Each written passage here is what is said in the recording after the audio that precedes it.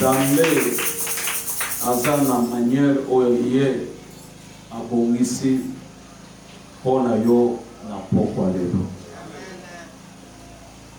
Sans plus tarder, tozotanga makomi ya Nzambe. Nayebisaki yo ke pokwa lelo eza pokwa moko malamu. Eza malamu mpona nini? Parce que Nzambe abongisi eloko moko malamu mpona yo epe mpona ngai. Depuis mardi, tobandaki koloba likambo oyo ya mutuya, tokotanga makomi ya Nzambe. Tozana mukanda ya Romains chapitre 8, verset 19 jusqu'au verset 20.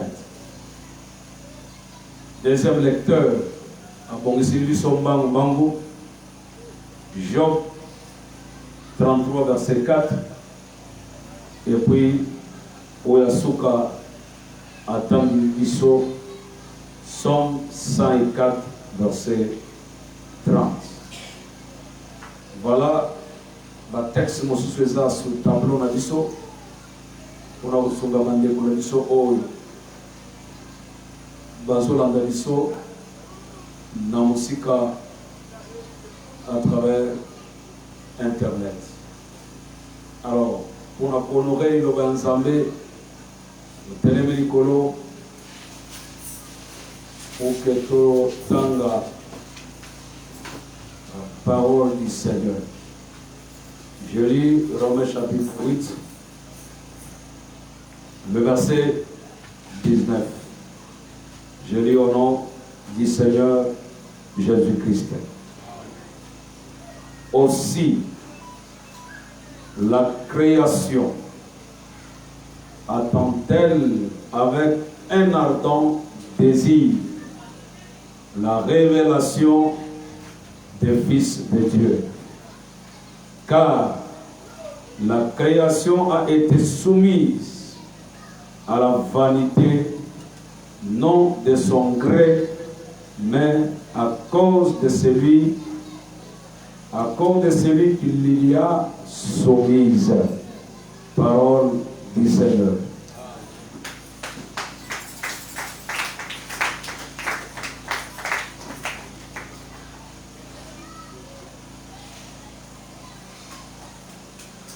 Je sens la présence du Seigneur. Nous lisons Job chapitre 33 verset 4 au nom de Jésus. L'Esprit de Dieu m'a créé et le souffle du Tout-Puissant m'anime. L'Esprit de Dieu m'a créé et le souffle du Tout-Puissant m'anime. Voilà. Somme 104. Le verset 30.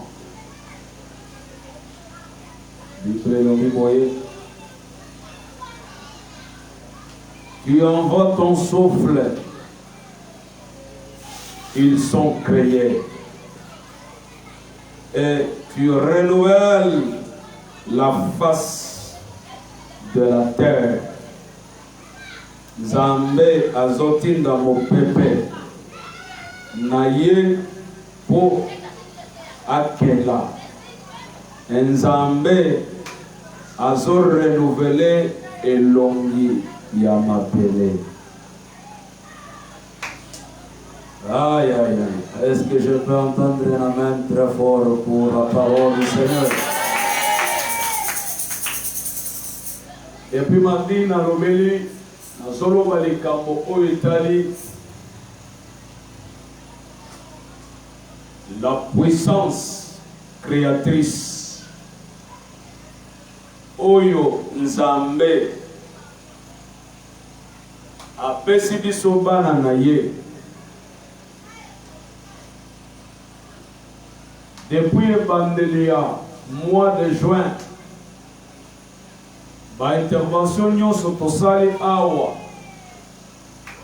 tolobeli ba forma ba puissance ya Nzambe oyo tokoti na kati na phrase oyo tobengaka le Père Tout-Puissant. Tango balobaka tata ya nguya nyonso. Na kati ya nguya yango nde na bimisi nguya ya liboso oyo na bengi la puissance illimitée de Dieu. Ya mibale nde na bimisi la puissance inégale. Donc eloko moko te ekoki kokakamana nzambe ezate. Esmene oyo nazolobela oyo likambo etali makasi puissance oyo ya kokela. Yoka ndenge l'apôtre Paul, je pense que mardi na introduiraki message oyo ya koyebisa yo que tango bazoloba la puissance créatrice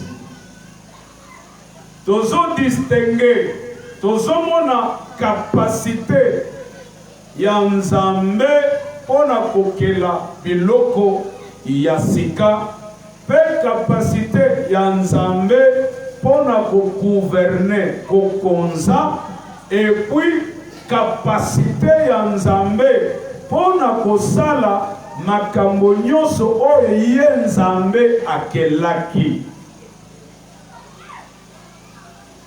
Verset oyo efandisi ngai na makambo oyo naolobela lelo. Mama, l'apôtre Paul azoyebisa biso que en lui na kati na ye, en lui ezana na kati na Yesu Kristo akelaki biloko oyo ezomonana na oyo ezomonana te. Na kati na ye akelaki lola pe na mabele. Na sepeli na elobeli ya musali ya Nzambe. Il commence maintenant à détailler capacité oyo eza na kati na Yesu. Parmi makambo oyo eza na se, il parle de l'autorité, il parle du pouvoir, il parle de la dignité. Écoutez-moi, Nzambe oyo ngai na yo tozo salela ye butu na moi asana makoki nyonso ya kopesa yo okonzi, ya kopesa yo honneur, ya kopesa yo dignité. C'est pourquoi nazo croire oyo pesaka bokonzi oyo pesaka lokumu eza Nzambe na biso oyo. C'est pourquoi lelo naye kobakisa likambo moko ya mutuya oyo nalingi nayebisa yo ke Nzambe azana makoki na nzela ya Molimo Mosantu poke amona ya kosala makambo oyo tobengaka en français la procréation, c'est-à-dire eloko oyo ba Nzambe akelaki, mais à cause ya ignorance, à cause ya mbeba, à cause ya makambo songolo, et que diable akuti na fina yo a bebisi yango, a déranger yango, a bebisi yango forme, mais na propre lelo, Job azoye bisangai, que Dieu Nzambe ne akelaki ngai. C'est pourquoi naye koyebisa yo que tu n'es pas là parce que moto songolo azalaki na makanisi po yo ozala. Ozalaki wana parce que Nzambe nde akelaki yo. Lokola Nzambe nde akelaki yo, ye nde aza na pièce de rechange pona yo. Nzambe azo créé à l'intermédiaire, à travers Molimo Mosantu. Nena yebisaki yo que Molimo Mosantu est à sa makasité. Ce n'est pas une force, ce n'est pas une chose. Le Saint-Esprit, c'est une personne de la divinité. Obiso tobengaka troisième personne de la divinité. C'est pourquoi Job azoloba Nzambe akelaki ngai, mais molimo na ye ezo anime ngai. C'est pourquoi na pokwa lelo, je suis venu dire à quelqu'un, ne sois pas paniqué, même si outi na famille moko, oyo babebisaki biloko na yo, na pokwa lelo, Nzambe na ngai akoprocréer biloko ya sika.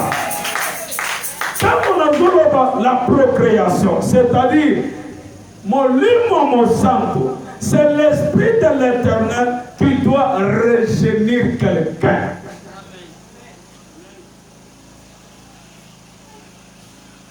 L'apôtre Paul Azoloba,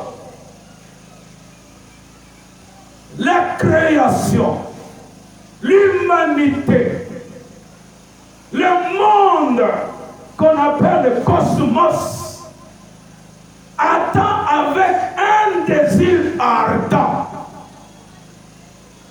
l'apparition, la révélation, my God, des fils de l'homme. J'ai compris une chose, bien-aimé, oyeki na mokili pamba te. Paul azoloba que la création, biloko nyonso oyo Nzambe akelaki, ezozela la révélation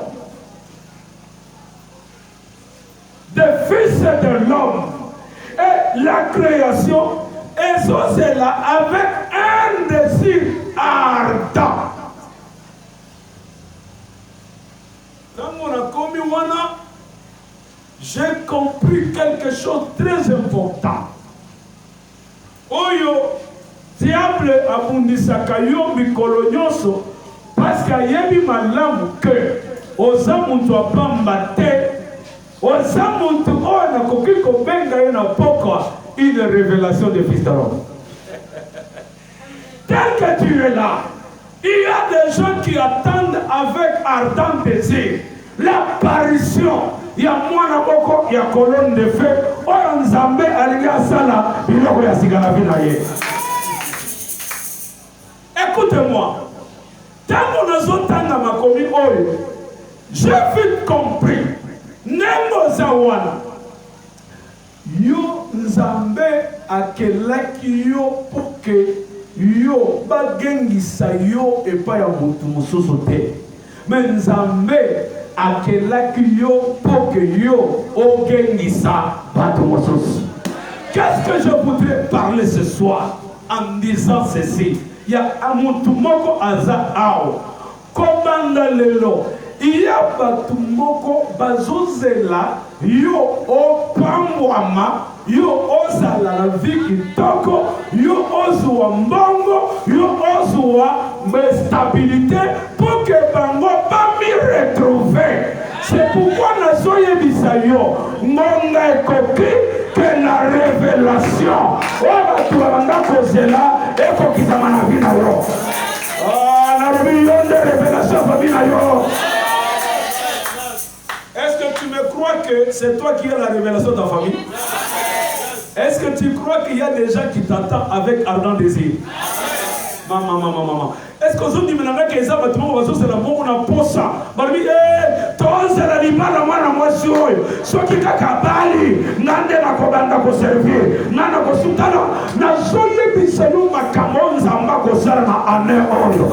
Iya batuma ko ba osela yo na posa. Ozo musala poke yo opamo na bango. C'est pourquoi Nzamba soloba yo de révélation église.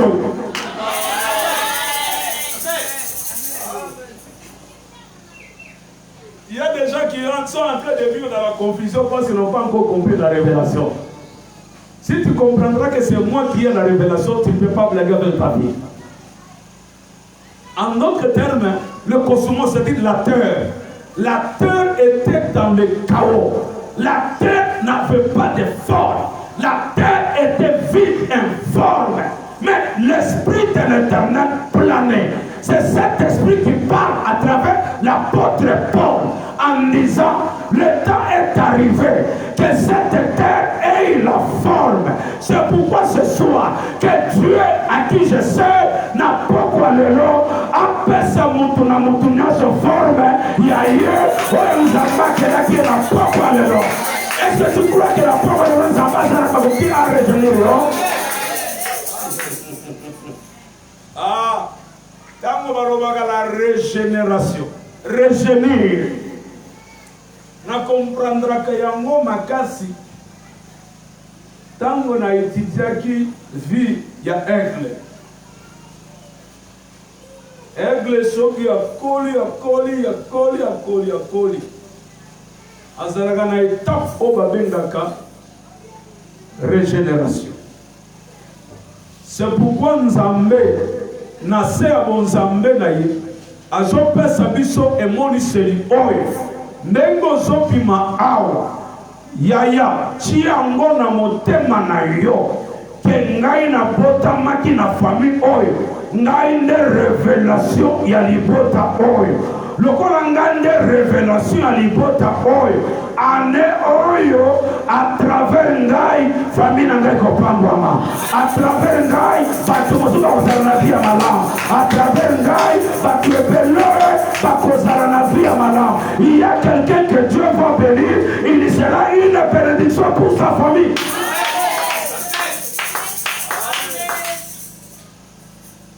La création a été soumise à la vanité, non de son gré, mais à cause de celui qui l'a soumise.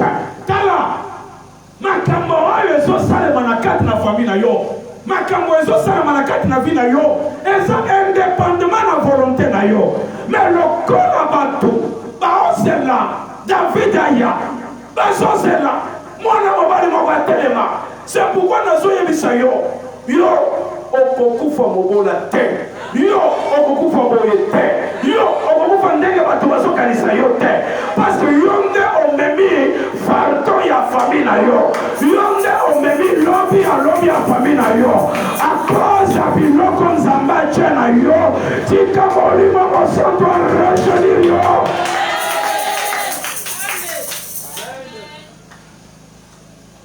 Lokola Nzambe nde aza na makoki, aza na pouvoir ya korejenir, ya kozongisa eloko oyo bapebisaki. Eske ozondimela ngai na pokwa lelo Nzambe azorejenir kapasité oyo atiaki na kati na yo. C'est pourquoi je vous dis, Dieu m'a créé, l'Esprit de Dieu m'a créé. Je t'ai créé à l'image de Dieu. Comme c'est Dieu qui m'a créé, je n'ai pas besoin yakolanda mutute nakoluka Nzambe oyo azana makoki a rejeunir ngai. C'est pourquoi na pokwa lelo recevez l'onction de la régénération, recevez cette onction de la régénération.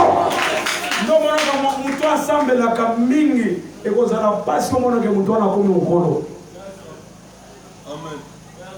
akolaka te atulaka te.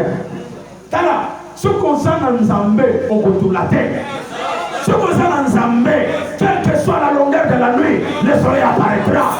Soki oza na Nzambe yaya même à 50 ans nakobota, même à 50 ans nakobala, parce que nayebi Nzambe oyo aza Nzambe akreaka, aza Nzambe oyo aregeneraka, tika Nzambe aregenir kitoko na yo. Ata na uti na ma famille ya bato ba marque déposée, mais nayebi molimo ya Nzambe eza na makoki ya koregener ngai, eza na makoki ya kopesa ngai kitoko ya vie na ngai, parce que bato moko bazozela ngai na simba mbongo poke bango bazala bien. Bato nyonso baza awa soki oza likonzi ya famille na pokwa lelo, laisse que mon Dieu asalake apparition na yo. Mutu atamoko takobloke yango te, mutu atamoko takobloke yango te, mokonzi atamoko te kobloke ya révélation de Fils de l'homme. Mais nazolobela mwana mutu aza awa, est-ce que tu crois que c'est toi qui as la révélation? Tala na vie ya bato mosusu okutani ka na bango boye vie na yo changer. Yeba malamu ke ndengo za wana Nzambe atie eloko oyo yo soluka na kati na moto na bandeli yeba malamu ndengo oza wana nzambe okomona nzambe akiti awa na banzambala nzambe akiti na bandefu milai nzambe alata kaka nzoto ya moto siko mutu wana il faut yeba ye ke oyo ne révélation ya vinangai oyo ne solution c'est pourquoi na poko lelo oyo azolanda matei awa ata azolanda mosika ya mboka libanda mboka na lobi yo ozala révélation ozala lipangoli ozala solution pour la famille na yo. Même si aujourd'hui tu vas y mais mon collègue va comprendre que yo n'est conzi à famille, yo une solution. Je déclare que tu sois la solution de votre famille. Et cette régénération dans la puissance créatrice, ça se manifeste dans le domaine misatu. Tant qu'on a tangi l'apôtre Paul a commis na Rome, na épître aux Romains, nous allons comprendre que cette régénération est salamaka, na se yanguye ya nzambe, na domaine misatu, on a kolobela. Le long na kolobela domaine moko, l'autre semaine wa na kolobela mi pale. Na domaine ya liboso, l'œuvre créatrice dans le monde naturel. Na mokili obiso tozomona cette puissance et salemaka peut le lot au vivre yango. Deuxième domaine, c'est dans le domaine des dons spirituels que le Saint-Esprit donne à l'église. Église est dans la place du continent de Tobimi, Nzambalobi, Église eza bisika muntu ayena misala mabe tokangiye muntu ayena likambo songolo nzambe alobi parce que le Saint-Esprit musala na ye eza ya korejeunir capacité spirituelle efungwama. C'est pourquoi Bible soloba un peuple sans révélation c'est un peuple sans frein. Le lot simelo tokobanda nzambe akorejeunir baton na kati na église oyo yayo ekufaki nzambe aprocré yango yayo ebalanisaki eza muka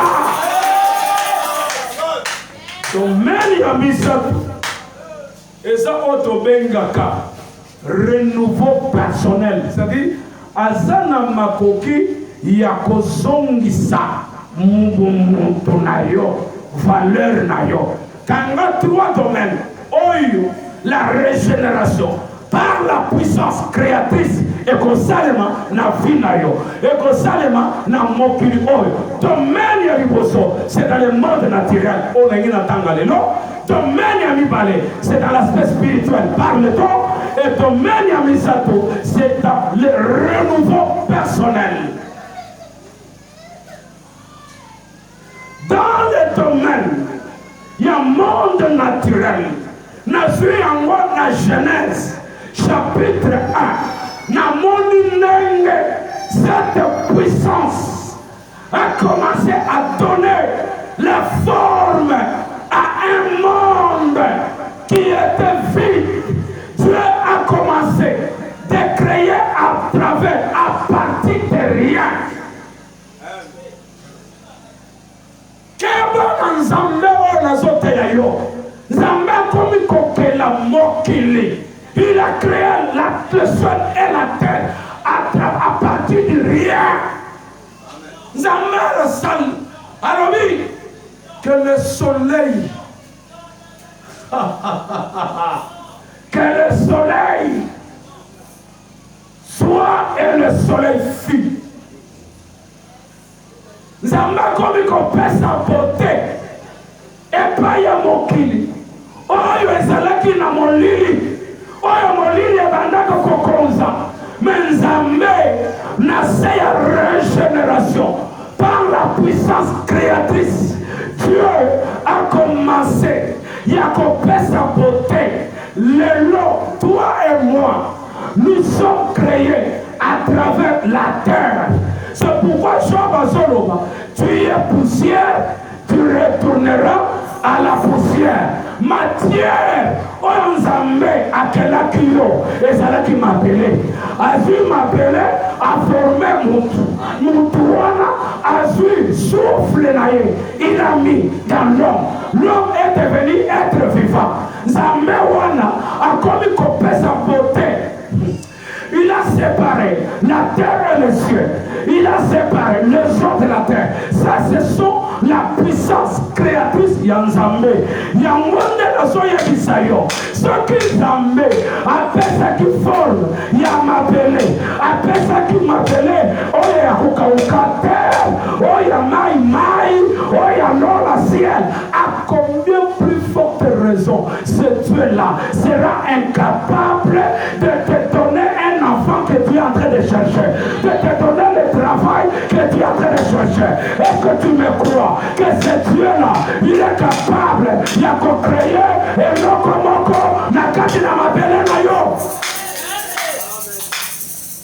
Na mabele azotala kana mokabuli. C'est pourquoi, dans l'omnipotence divine qui lui a permis de créer à partir de rien, à partir de rien, la matière première de la création de la terre, c'est rien. C'est rien. Si tu es là, chaque fois tu disais je n'ai rien, les rien là, c'est la matière première que tu peux utiliser pour faire quelque chose. Je n'ai rien. Car le messager t'allait dire à Élie, il n'y a rien. Il n'y a rien. Je ne vois rien. Élie a prospéré. Il a dit, allez encore. Comme il n'y a rien. Il n'y a rien. C'est la première matière de la transformation d'un miracle. Si tu es là, je dis à quelqu'un, lorsque les gens te regardent, il n'y a rien. Il n'y a rien. Croyez-moi, à travers de rien, Dieu peut créer quelque chose. À travers le commandement, Nzambe est capable. Assistant de l'Okoawa, ici les Arakatè. Je ne peux pas m'inquiéter parce que je n'ai rien. Mais le Dieu que je sers, il a commencé à créer le ciel et la terre à travers rien.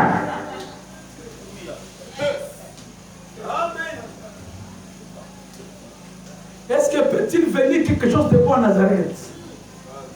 Si quand tu vas mon chose le copamba, tant que tu vas mon que le copamba, ne visiga Nzamba aso créer le copamba. Si quand l'omnipotence Nzambe est créé le copamba qu'on a vu na yo, on va tout la cause la éco-salema. N'a bien éco-salema na sansaou. N'a bien éco-salema na sansaou. Je n'ai pas besoin de ton amène, mais je dis éco-salema. Parce que l'humanité, parce que c'est la yo, parce que c'est la révélation de la yo. Moi je crois, même si la salle en bon côté n'a pas là.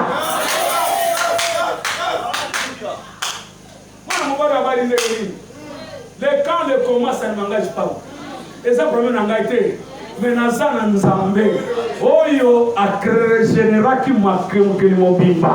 Naza Nzambe, Oyo est capable. Dans la Moukina Tongo, avant de combattre 18 Ekosimba. Naye ko pesa frère moko lipoma na lobi Ekosimba.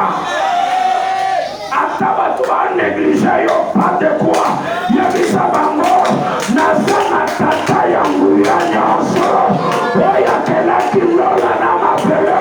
Ako kreye moko moko na motema na yo okolanda ngai.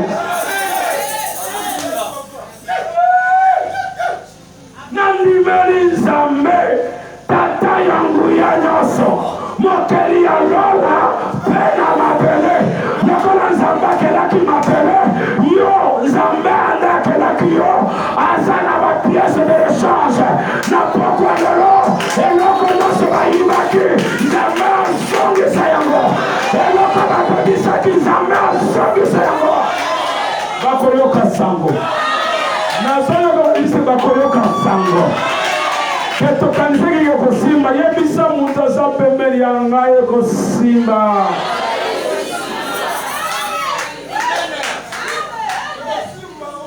Ngana lingaka batu bachola ngai. Na lingaka batu vina ngai comme le sujet ya maloba na bangwana.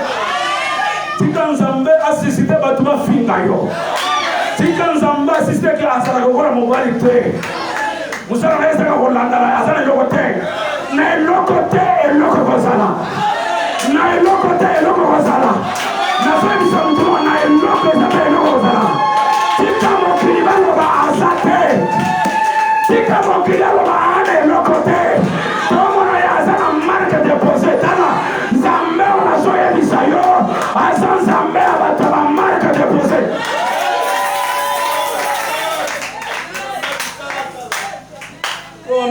Du fumier, il relève le porc, et de la poussière, il retire les indigents. Nzambe, Azan Nzambe va abandonner. Pikabato Basalaka va marque déposée. Nzambe appelle ça yon marque ya solo. Nayebi sa yon Nzambe appelle ça yon marque ya solo. Tango koleka na nzela. Tango koleka na nzela. Bisika basundola kiyo banukayo. Bisika baboya kiyo banumelayo. Bisika barejeta kiyo banukayo. Est-ce que banuka ki Yesu te? Banuka ki Jefte te? Banuka ki Isake te? Nalubi lelo ezayo. Banukayo. Banuka bananayo. Pase Nzambe. Azala makoki ya kokreye. Namona ba jeune fille. Mitema na bango ezo pasuka. Ezo kende kolula lula ba mafuta ya chair. Tala, la beauté c'est Dieu qui crée. Nakoki kopakola mafuta ya 2000, mafuta ya 3000. Mais soki nazala molimo mosanto aza capable.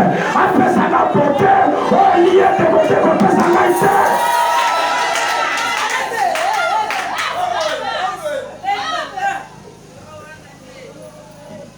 Il y a beaucoup de gens qui sont tombés dans l'erreur en regardant seulement la beauté. Or, na kati na ba téléphone, eza option moko. Option na so kangi photo. Oza wapi? Oza na malueka. Me bakotala yo lokolo na poto. Yo na tindela nga photo ko. Or mutazo tindela photo oyebe tadamu na ete. Ya tika na landa ka oya sala kana chimpata njiji. Mais asana beauté ya molimo. Parce que molimo sato sa capable. Arrejeli beauté wana. La belle femme ce n'est pas la beauté, mais la belle femme ce sont les caractères.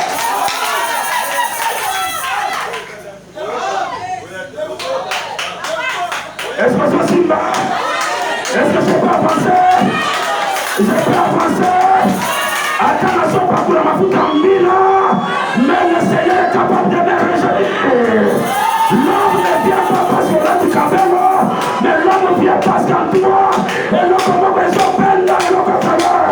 Comment dans le nom, si qu'elle a comme Nzambe, peine dans le parole de l'eau.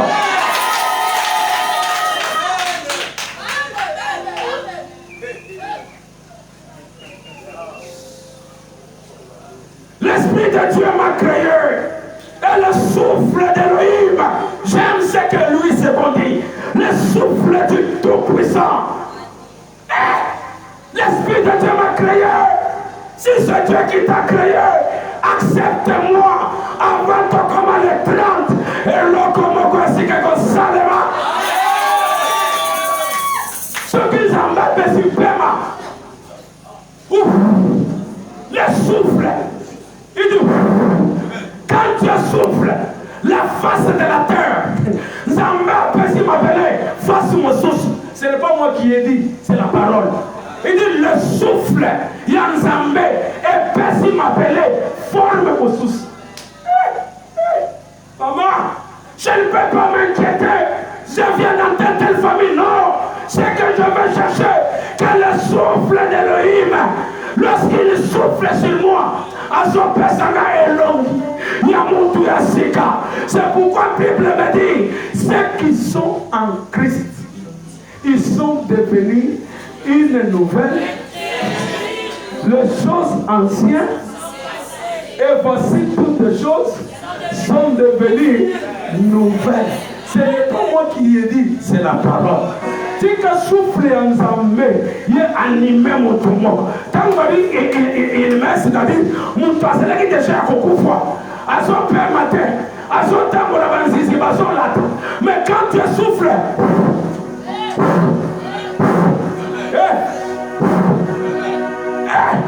bisika balobi awa toyamba yo te tika souffle Nzambe souffle yo tika souffle Nzambe simba yo quand le souffle de Elohim souffle sur toi tu seras animé en d'autres termes régénéré en d'autres termes donner une forme qui le convient initial.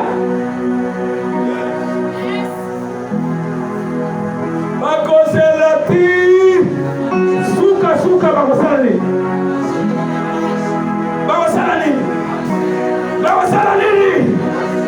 lelo na isakola na mutu moko na poko lelo oyo nyonso azalaki ya kokufa na baproblème azalaki kokufa na basusi lelo mopepe ya molima mosanto epesa yo makasi ya sika.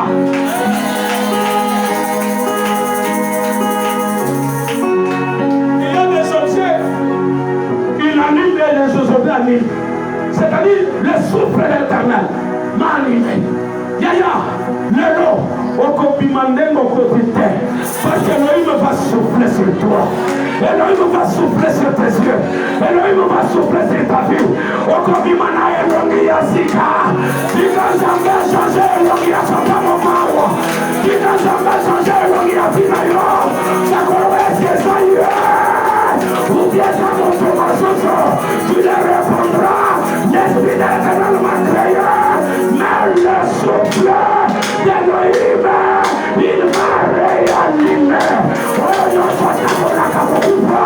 Il a réanimé. C'est pourquoi la Bible dit, ceux qui se confient à l'Éternel renouvelle leur force. Lorsqu'ils volent, ils ne se lassent pas. Lorsqu'ils courent, ils ne se fatiguent pas. Les adolescents s'enferment et tombent. Mais ceux qui se confient à l'Éternel, les noms, dit que ça va passer au paiement à Sika. Dit que ça va passer à la classe à Sika.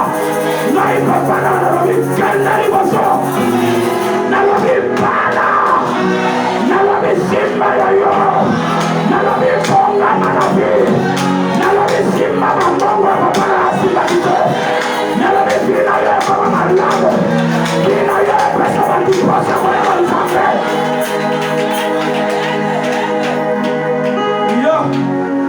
Il y a un verset dans son qui me dit quelque chose de très important.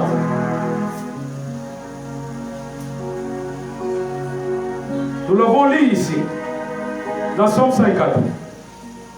Le verset dit, le verset 30. Tu envoies son souffle, ils sont créés, et tu renouvelles la face de la terre. Nzambe a dit mon peuple, et ça est créé. Nzambe, il envoie son souffle, ils sont créés. Nzambe, il envoie son souffle, il renouvelle la face de la terre. Qui est ce Dieu-là? Qui est cet esprit-là? Oya ko souffler na vie na yo, apesa yo, face ya sika, identité ya sika. Nana zoya bisa mutu moko. Soki ba yeba kiyo na identité ya kala, na elongi ya kala. Oya ki masaki ba libani, oya ki masaki basu, oya ki masaki musala.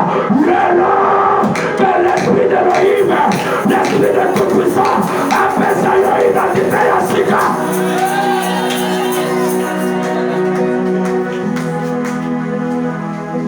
Ce message est en train de libérer quelqu'un ce soir. Tu es en train de libérer quelqu'un ce soir.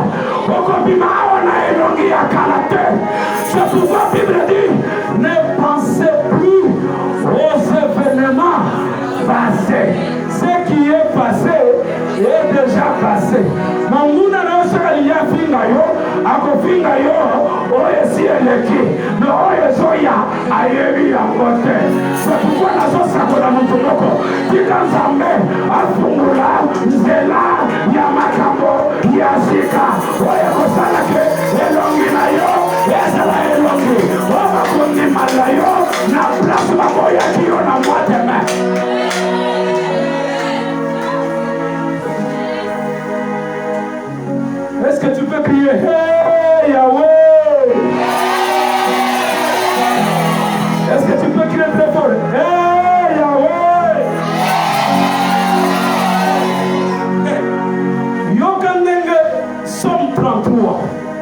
verset 4.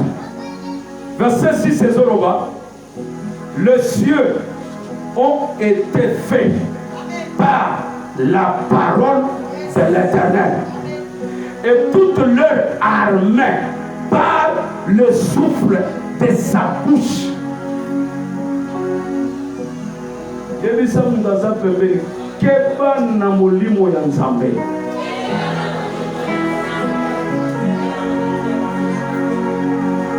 Maloba ya Nzambe esali lola.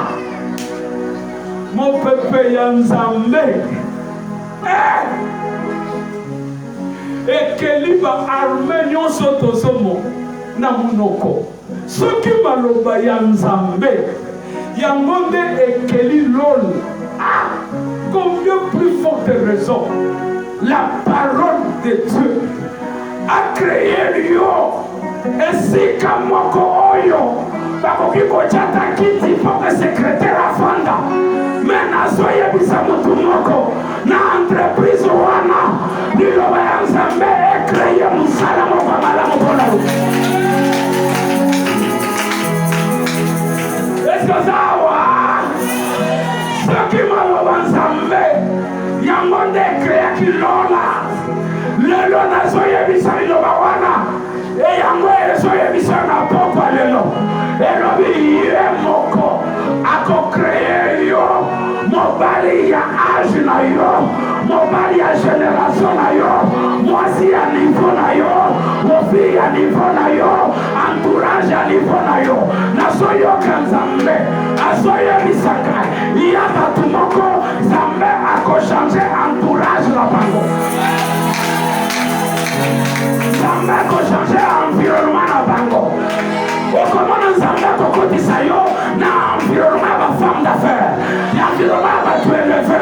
Même si ton âge est inférieur, mais je prophétise que Dieu t'accorde un environnement. Dieu te donne des gens qui sont élevés pour qu'à cause de toi, ta présence puisse les exceller.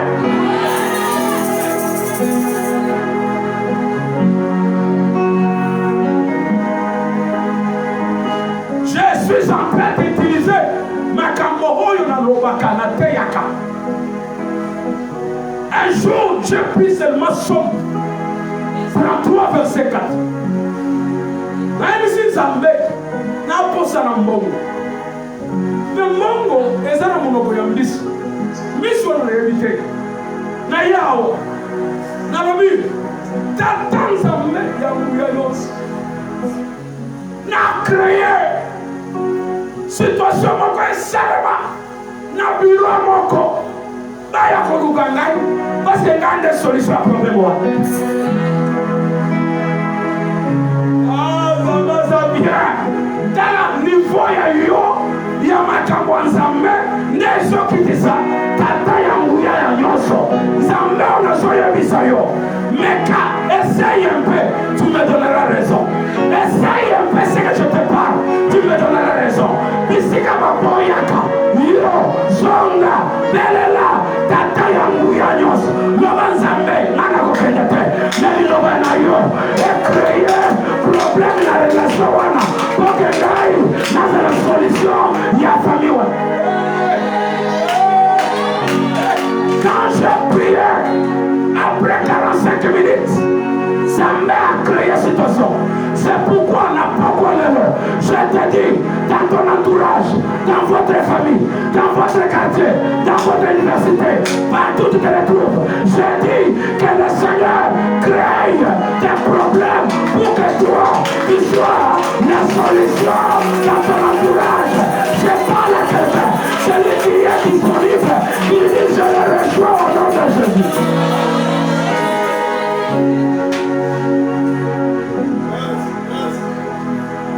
Nazo exemple ya nini? Makasi ya Nzambe ezolakisa na ba exemple ebele na Ancien Testament. Nazo ka exemple moko. Exode chapitre 17, le verset 6. Yango nde place na mosilisa message à l'élo. Na kati na Exode chapitre 17, nous voyons comment Dieu a régéné à travers le monde naturel. Le monde Nzambe bazalaki na posa bamela mai batambolaki ebele na kati na désert mai ezalaka te me nzambe azoyebisa moïse oza na nini alobi naza na bato alobi kende otala libanga wana zuwa bato wana beta na libanga le Dieu Elohim, le Dieu tout-puissant, il appelle à l'existence ce qui n'existe pas. Écoutez-moi, Moïse a suivi bateau, à Kekotala, Libanga, moi et toi. Est-ce que nous pouvons croire na katina Libanga Oyo, impossible. Or, la Bible Soloba, ce qui est possible aux hommes, c'est possible.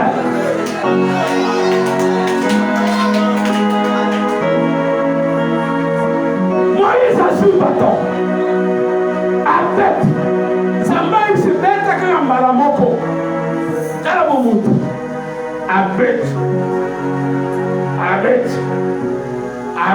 à désobéir. Ça c'est l'homme. C'est toutes les leçons au Bible. Mais le colon Zambé n'a pas Zambé naïe. À côté de ça, contrairement, il y a nature, il y a caractère, il y a bon Zambé naïe. Le colon Lobaki, c'était, il y a Moïse, avec Tamina Libang, Maï et Bibi. Maï et Bibi. Israël, Babela qui Maï. Mais où t'as dit wapi? Dans les banques. Or, dans la cartographie prophétique, dans la contextualisation prophétique, Libanga Wana, dans l'interprétation prophétique, Libanga, oh Moïse, avec qui ils étaient, et ça dit qu'il Yesu Christ. Or, Jésus, Natawana, a été présenté comme la source d'eau intarissable.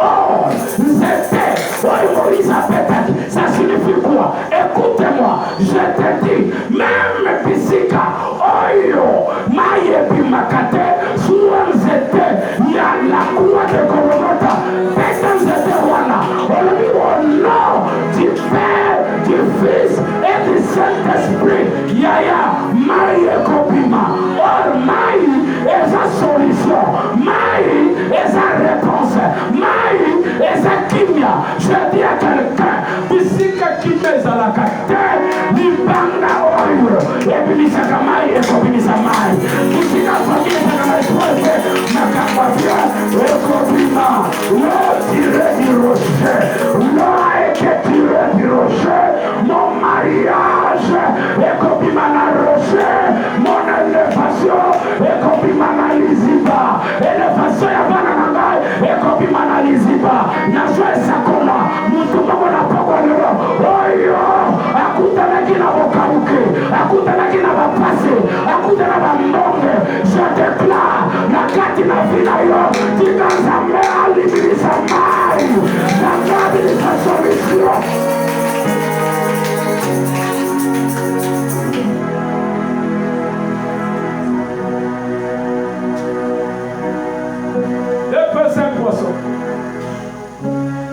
La nature a été transformée et Jésus a multiplié les pains et les poissons pour nourrir 5000 personnes.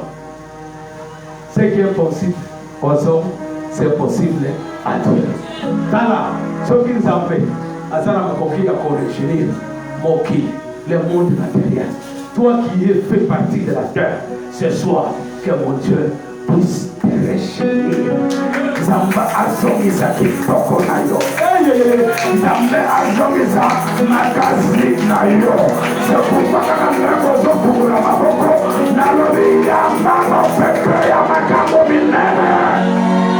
Yamba pepe ya mafanga fe. Yamba pepe ya maomu kafe. Yamba pepe ya masakoli. Kisika kosa kumena yo masakoli. Maloba kome misekola maloba kome sa solution. Je vais te dire que maloba ma paix. Le l'ensemble a changé la mort. On a la porte de bonheur en famille. On a la porte de bonheur en famille. Joseph a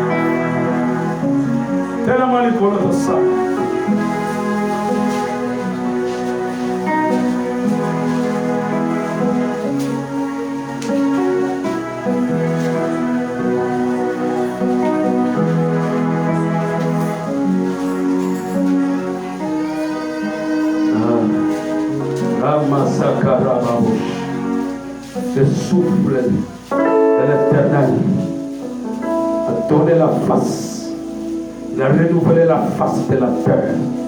Le Dieu du renouvellement. Le nom, Zamba renouvelé vos terres. Zamba renouvelé ma relation à Sika. Zamba renouvelé ma contact à Sika.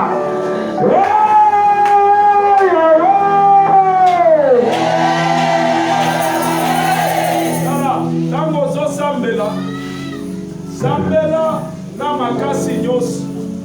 Peut-être les autres na yo, ils ont déjà épave. Ils ont déjà épave.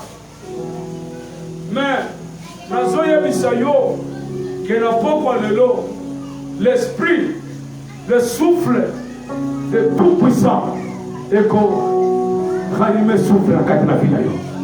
C'est comme ça au candidat, il y a ma camo songol, Zambé, à corriger.